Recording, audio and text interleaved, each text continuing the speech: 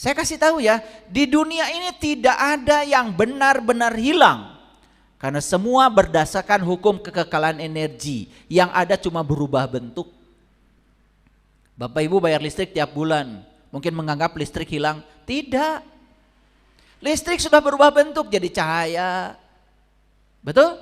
Sudah berubah bentuk jadi nasi matang, the rice cooker. Betul nggak? Tidak ada yang hilang. Tidak ada yang hilang. Jadi kalau ada sesuatu yang hilang dari diri kita, percaya sebetulnya hanya sedang diganti oleh semesta dalam bentuk yang berbeda. Saya dilepaskan rasa kemelekatan pada harta, harus kehilangan harta dulu. Enak aja. Hilang gak harta saya? Hilang gak? Enggak. Diganti dengan perasaan di mana saya tidak punya kemelekatan lagi pada harta. Alhamdulillah saya tidak melekat pada harta. Pernah punya harta kamu? Gak pernah? Wah, masih meragukan. Betul gak? Jangan-jangan ketika punya sedikit aja, udah langsung ini milik saya, ini punya saya, hasil saya. Makanya jangan ngomong lah kalau belum mengalami. Ya. Jadi untuk bisa melepaskan harta itu harus pernah punya harta dulu. Gak punya apa-apa, ya iya, saya gak melekat pada apa-apa. Punya apa? Gak punya apa-apa. Untuk melekatkannya juga gak ada. Sama saya dengan orang bicara, alhamdulillah saya gak pernah korupsi. Sebentar, kerja di mana? Gak kerja Pak. Atau kerja, tapi coba posisimu apa? Kan gitu. Oh saya guru Pak. Ya guru apa yang mau dikorupsi? Kapur gak seberapa. Betul gak? Iya. Kursi masa mau diangkatin ke rumah? Nanti juga kelihatan siswa tidak bisa duduk. Betul gak? Iya. Tapi kalau pernah mengelola uang miliaran, triliunan, dan dia jujur, transparan, boleh dia mengatakan saya tidak pernah korupsi. Mental korupnya sudah tidak ada. Tapi kalau belum pernah menjabat di situ, bilang tidak pernah korupsi, jangan-jangan mental korupsinya lebih gawat daripada yang sudah pernah menjabat. Paham maksud saya? Makanya jangan ngasalah kalau ngomong, semua harus pakai bukti. Apalagi kalau banyak yang konsultasi sama saya. Alhamdulillah Pak, saya tidak melekat pada harta. Gaduh naon Ibu? Aduh, abdi minta gaduh naon. Nya tuh.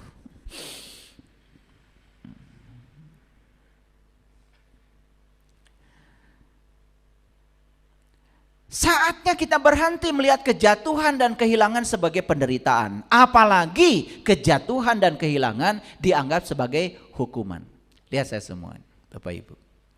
Ada mungkin di ruang ini yang pernah kehilangan harta. Uang misalnya. Oke.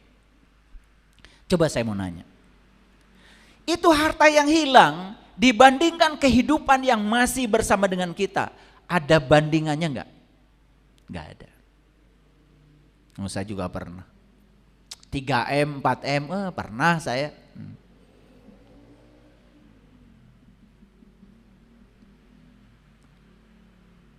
Tetapi 3M, 4M tidak ada artinya dibandingkan dengan sang kehadiran, sang keberadaan yang masih menemani saya.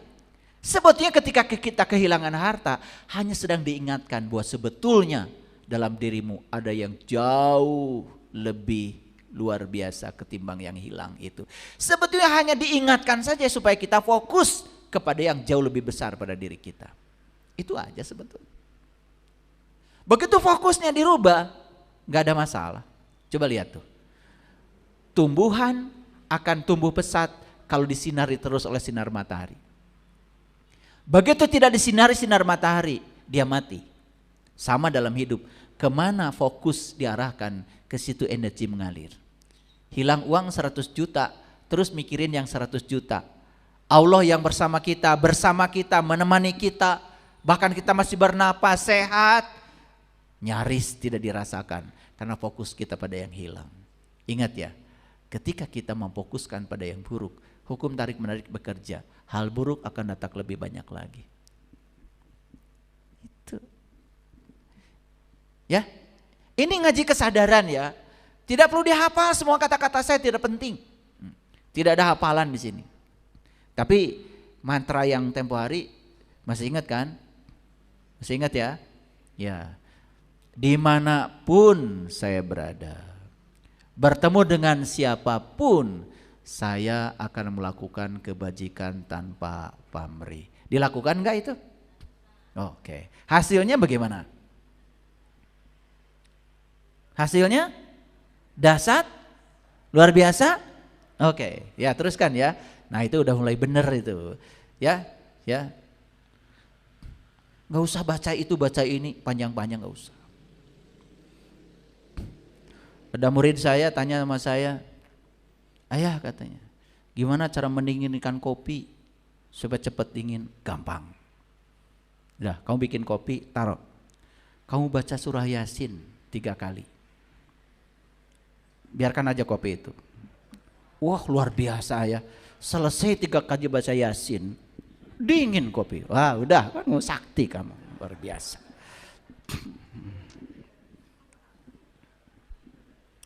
Pelajaran dari saya itu sederhana. Masuk akal nggak Bapak Ibu? Iya. Dingin nggak kopinya? Dingin. Luar biasa. Ya. Berhenti mengejar dan mengendalikan Tuhan, tetapi mengizinkan Tuhan untuk menjadikan kita penyalur kasih sayang. Yuk sekarang berhenti mengejar Tuhan. Karena Tuhan itu tidak perlu dikejar. Saya sering bilang pencarian adalah pelarian ke tempat yang sebetulnya tidak pernah kita tinggalkan. Dia ada kok bersama kita, dia inti kehidupan kita. Kita hanya disuruh untuk berpaling ke dalam diri kita, itu saja. Makanya ada orang, lagi apa? Saya lagi mengejar Tuhan. Seolah-olah Tuhan tuh berada di tempat yang jauh, harus dikejar-kejar. Udah gitu dicoba dikendalikan dengan doa-doa yang mengatur Tuhan. Betul? Padahal dia itu hanya ingin diizinkan saja. Kata Tuhan, kamu aku ciptakan untuk menjadi kepanjangan tanganku, menyalurkan energi kreatifku, menyalurkan energi kesadaranku. Itu aja. Izinkan kamu dipakai oleh aku, kata Tuhan, untuk menjadi penyalur itu. Selesai. Udah, berkah akan datang. Berhenti mengejar dunia luar, tetapi membuka diri pada dimensi terdalam dari keberadaan kita sendiri. Itu yang disebut dengan kematian tanpa pemakaman. Sudah mengerti sekarang judulnya? Oke. Jadi mati dulu baru berjumpa dengan Tuhan. Tetapi selama ini menganggap kematian itu seolah-olah kematian yang sebenarnya. Padahal di Quran jelas dikatakan, barang siapa yang tidak bertemu di sini, maka tidak akan bertemu di sana. Ayatnya begitu. Barang siapa yang tidak bisa bertemu hari ini, tidak akan bertemu dia besok. Ayatnya begitu. Nanti kita baca ayatnya ya. Oke. Jadi apa yang harus kita matikan? Sudah jelas dari kajian-kajian tadi. Berhenti mengendalikan Tuhan. Sekarang izinkan dia mengendalikan kita. Oke? Oke ya? Berhenti mengendalikan dunia. Izinkan sekarang kita mengubah frekuensi kita. Ya kan? Itu, maka perubahan akan terjadi. Itu semua artinya kita disuruh untuk ke dalam. Makanya puncak dari proses belajar itu hadirin, menjadi manusia yang tidak tahu apa-apa, tidak punya apa-apa, tidak bisa apa-apa, dan tidak merasa bukan siapa-siapa. Nah ini juga pelajaran. Alhamdulillah saya memang bukan siapa-siapa. Sebentar. Pernah jadi apa selama hidup? Sekolah di mana? Gak sekolah. Gak pernah jadi apa-apa selama ini? Gak pernah. Iya, tidak akan merasa siapa-siapa. Maksud saya jadi siapa-siapa dulu. Setelah jadi siapa-siapa, lepaskan perasaan sebagai siapa. Baru di situ tercapai menjadi yang bukan siapa-siapa. Paham? Oke. Ini kadang-kadang harus dijelaskan karena banyak yang ngasal. Alhamdulillah saya sekarang menjadi orang yang tidak tahu apa-apa. Sebentar, pernah belajar apa? Belajar Quran 30 juz? Gak pernah. Ilmu hadis? Gak pernah. Mesantren? Gak pernah. Matematika? Apalagi? Sieun. Belajar sains? Komo, hese. Gitu.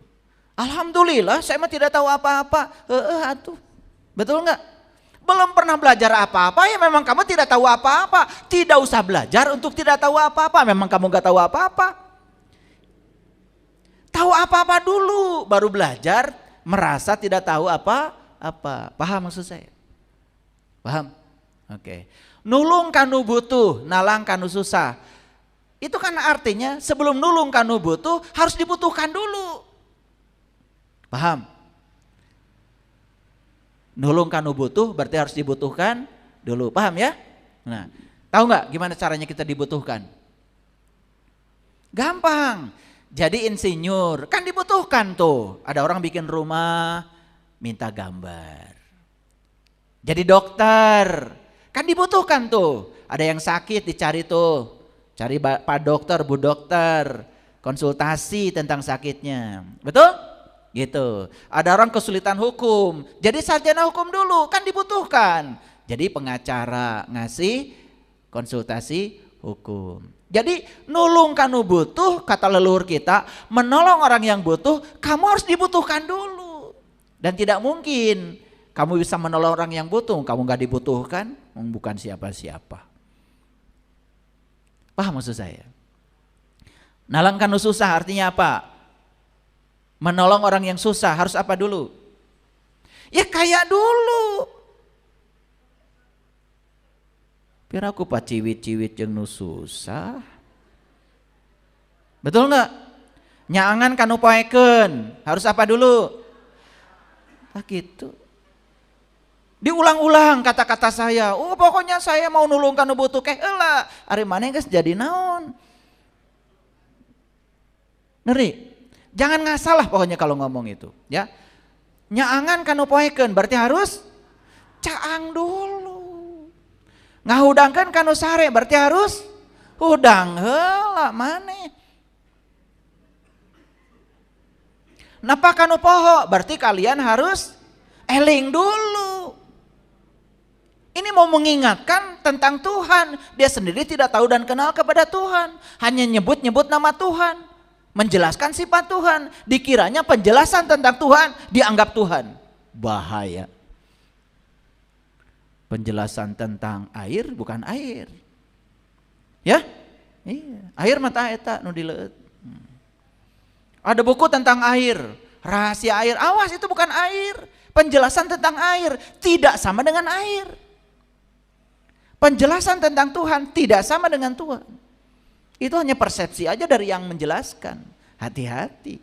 Makanya belajar Tuhan harus dari Tuhannya sendiri. Jangan dari penjelasan tentang Dia. Kan banyak yang menjelaskan Tuhan. Betul nggak? Iya.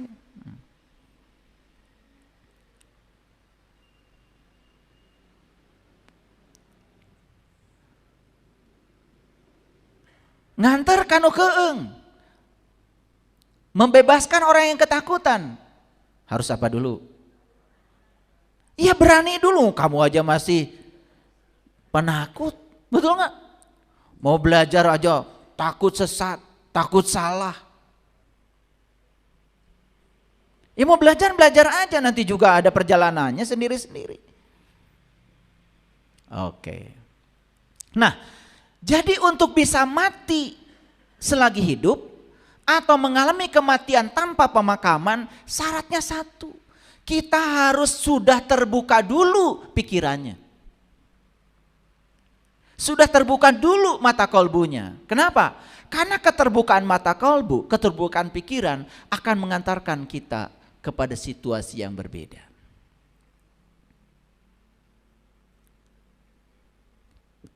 Nah pertanyaannya, mengapa pikiran kita tertutup? Saya bukan mau menyalahkan yang di luar, tetapi ini perlu saya bahas. Sistem pendidikan menentukan pikiran terbuka atau tertutup. Percaya nggak sama saya? Percaya nggak saya? Ya, sistem pendidikan di rumah itu akan mencetak anak kita terbuka atau tertutup pikirannya. Sistem pendidikan yang di sekolah, di pesantren itu menentukan loh. Apakah produk pendidikan itu menjadikan orang yang terbuka pikirannya atau tertutup? Kan banyak ya, lulusan pendidikan malah jadi semakin tertutup, merasa paling benar sendiri, sulit menerima perbedaan pendapat, betul nggak? Malah hasil pendidikan itu jadi dogma dan doktrin yang membuat dia semakin tertutup, padahal dia sudah mengalami satu sistem pendidikan.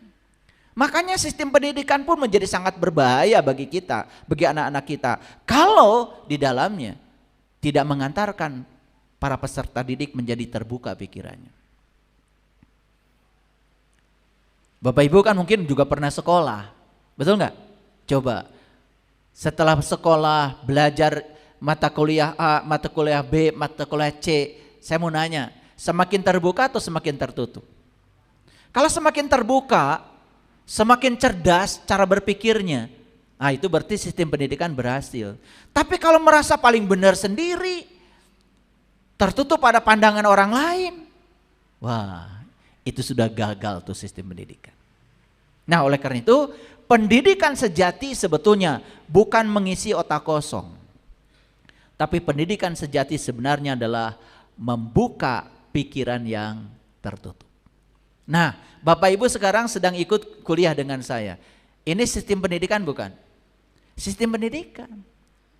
Makanya saya mengajarkan keterbukaan pikiran. Harusnya selesai ngaji dengan saya, semakin terbuka pikirannya, semakin toleran, semakin bisa menerima perbedaan.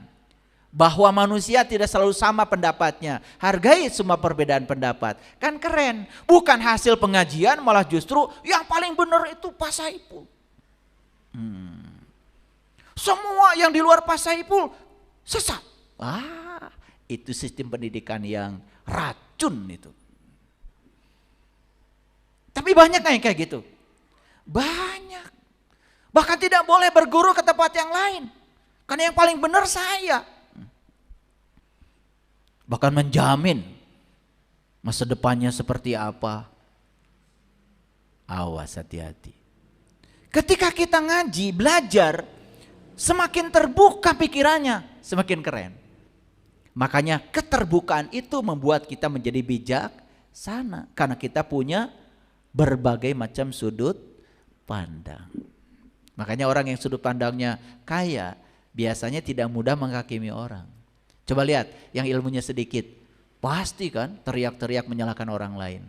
Nah itu gagal dia pesantren itu.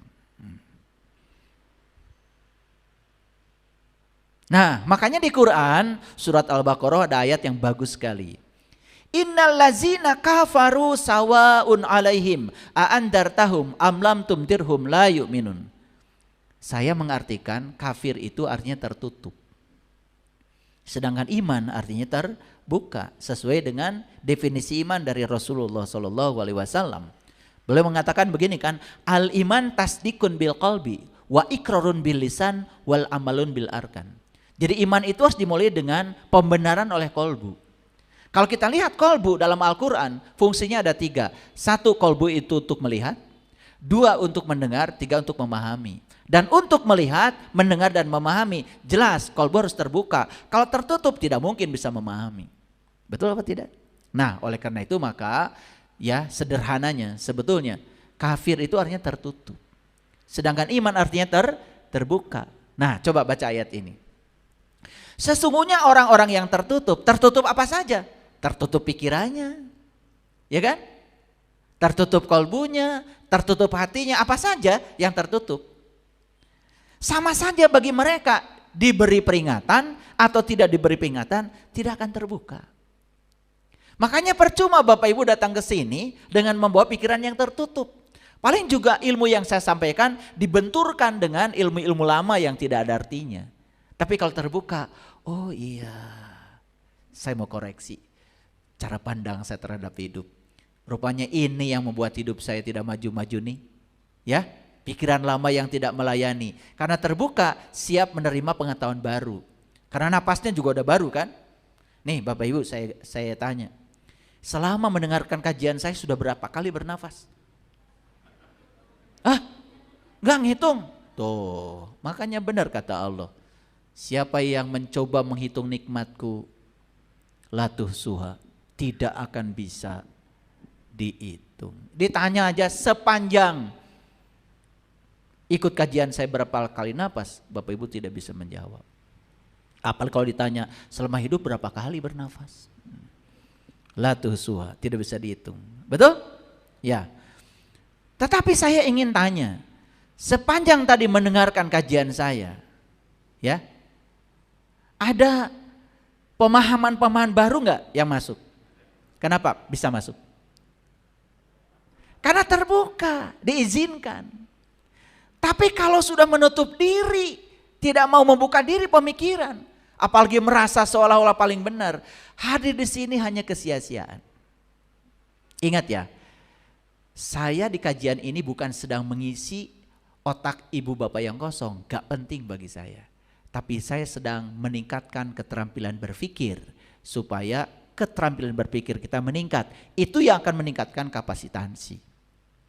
Makanya selama kajian saya ajak untuk berpikir, betul? Ya, tadi bercermin, mikir enggak? Mikir kan? Oh, ternyata sesederhana itu ya.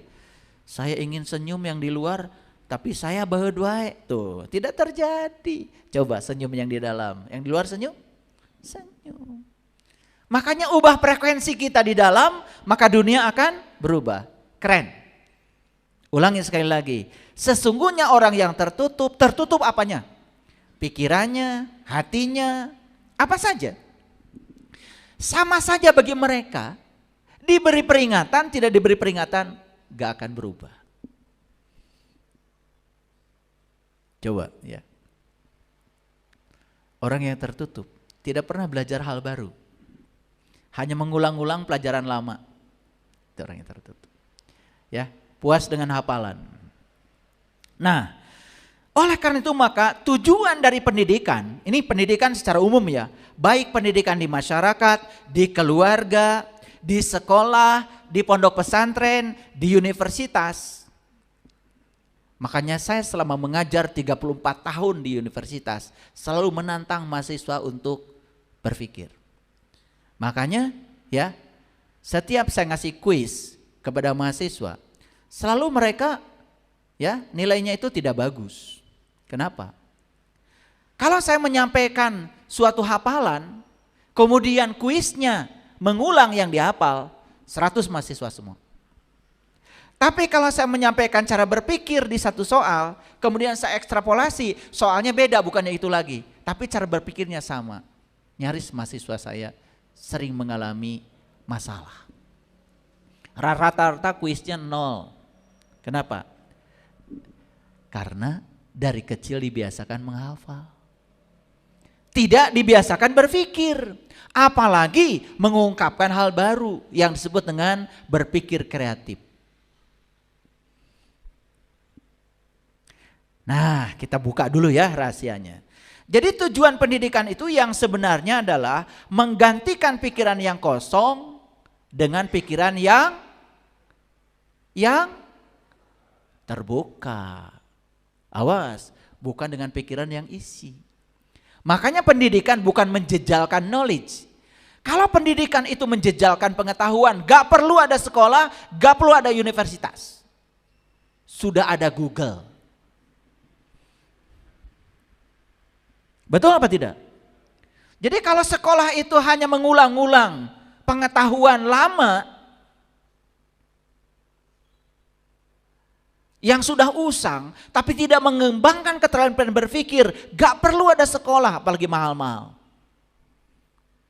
Produk sekolah bukan seberapa banyak dia punya pengetahuan, tetapi seberapa terbuka dia berpikir terhadap hal-hal baru. Kalau tidak terbuka pikirannya, tidak ada penemuan.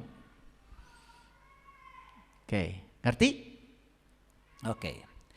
Dalam dunia yang penuh informasi seperti sekarang ini, justru yang kita butuhkan bukanlah sekedar banyak tahu, tetapi tahu cara berpikir. Oke? Nah itulah yang disebut dengan dalam bahasa psikologi metakognitif. Jadi metakognitif itu ya bukan kognitif ya, tapi metakognitif itu dia sedang ya mengembangkan potensi diri sehingga keterampilan berpikirnya terus. Karena apa Bapak Ibu? Hidup tidak dengan hafalan. Hidup itu adalah solve problem dengan keterampilan berpikir. Setuju dengan saya? Oke.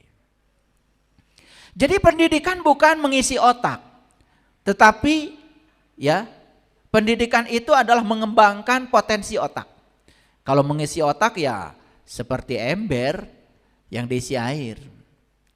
Makanya heran ya masih banyak guru yang gak ngerti. Di mana siswa diajarkan menghafal ini, menghafal itu, betul nggak? Iya, bahkan sesuatu yang sekarang sudah bisa dikerjakan oleh mesin pun masih harus diajarkan.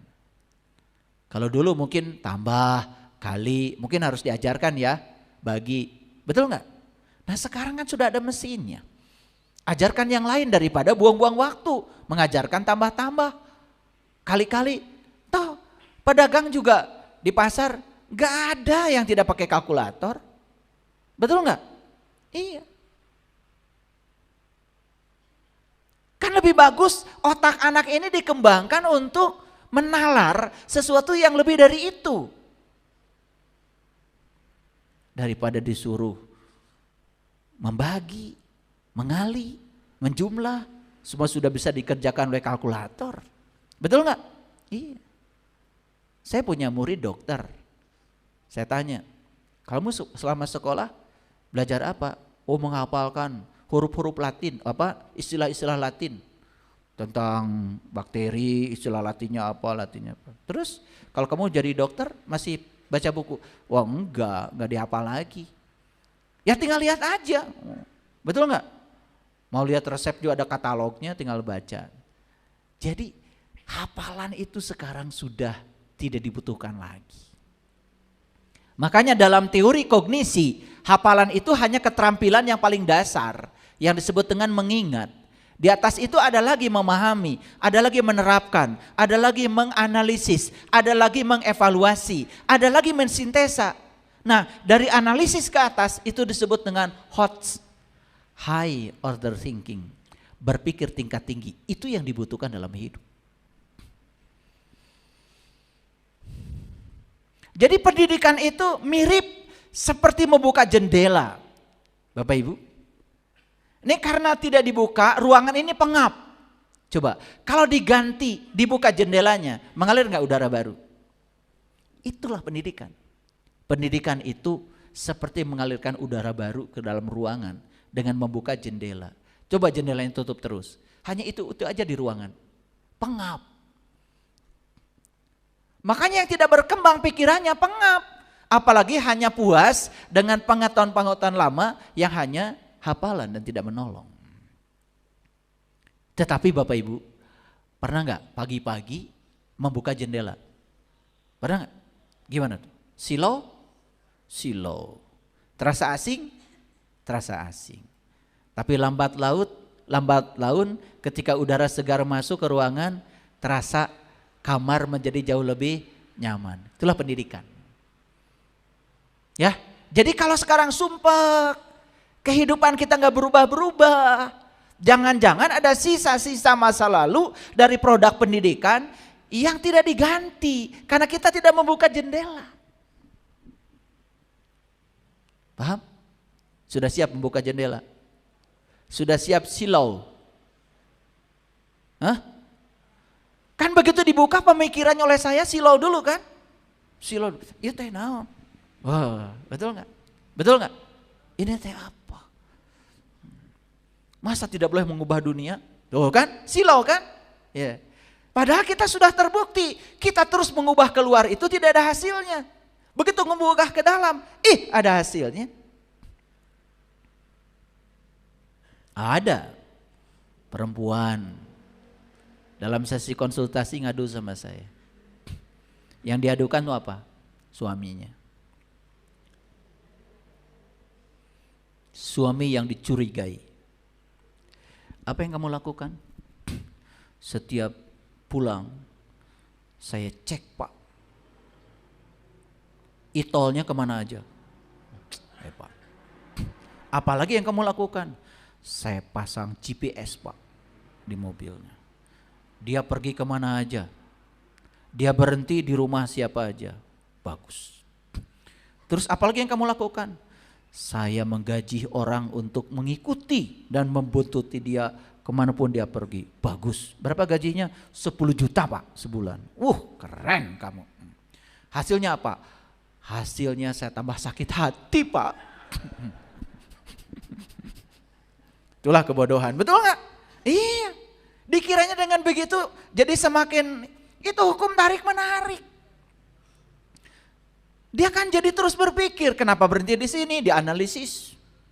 Kenapa berhenti di sini? Dianalisis. Berhenti di apotek aja dianalisis. Jangan-jangan ini ada selingkuhan itu penjaga apoteknya. Wah, padahal sebetulnya sakit perut. Betul nggak? Beli obat sakit perut di situ karena mencret. Betul nggak? Tapi karena pikiran begitu kan. Hasilnya gimana? Tambah sakit hati Pak. Bagus saya bilang. Udah. Saya bagusin aja. Sekarang mau saya ubah. Mau. Lepas GPS, lepas rasa ingin tahu. Jangan lihat HP. Udah, biarin aja. Urusan dia, urusan kamu. Sekarang perbaiki frekuensimu. Ungkapkan cintamu. Ungkapkan perhatianmu. Apa yang terjadi? 3 bulan yang akan datang lagi saya. Begitu datang lagi, wajahnya udah berubah. Gak ada lagi jerawat. Begitu saya ketemu jerawatnya saya hitung itu. Saya perhatikan itu. Begitu ketemu 3 bulan yang akan datang, udah bersih, gak ada jerawat. Kamu keren. Belum saya tanya pun udah saya bilang kamu keren. Gimana sekarang? Damai. Ternyata suami saya berubah dengan sendirinya. Begitu saya merubahnya ke dalam. Tuh. Itu ngaji baru bener kayak gitu. Gitu gak Bapak Ibu? Oke, praktek ya? Praktek. Jadi seperti membuka jendela. Ya? Oke.